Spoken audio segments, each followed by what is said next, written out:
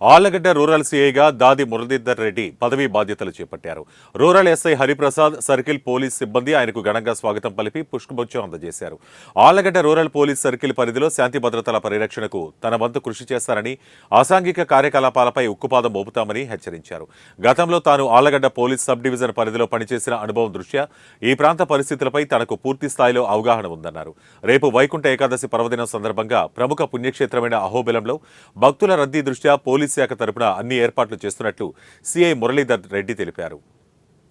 అహోబిలము మరియు మద్దూరులో నరసింహస్వామి రేపు వైకుంఠ ఏకాదశి సందర్భంగా బందోబస్తులు ప్లాన్ చేసుకుంటున్నాము.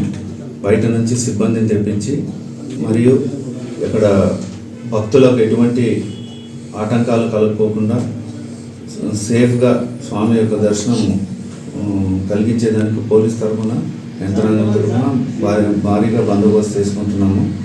ప్రజలకు అందుబాటులో ఉంటాము. రేపంతా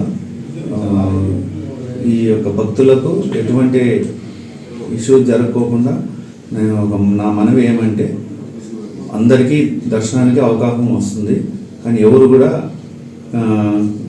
ఆతృతతో తోసుకోవడం అనేది చేయకూడదని నేను విన్నవించుకుంటున్నాను. చేశాము. ఎస్పెషల్లీ కింద అహోబిలము, పై అహోబిలంలో కూడా రేపు కారంజీ నరసింహస్వామి దగ్గర వాహనంలో ఆపుతారు.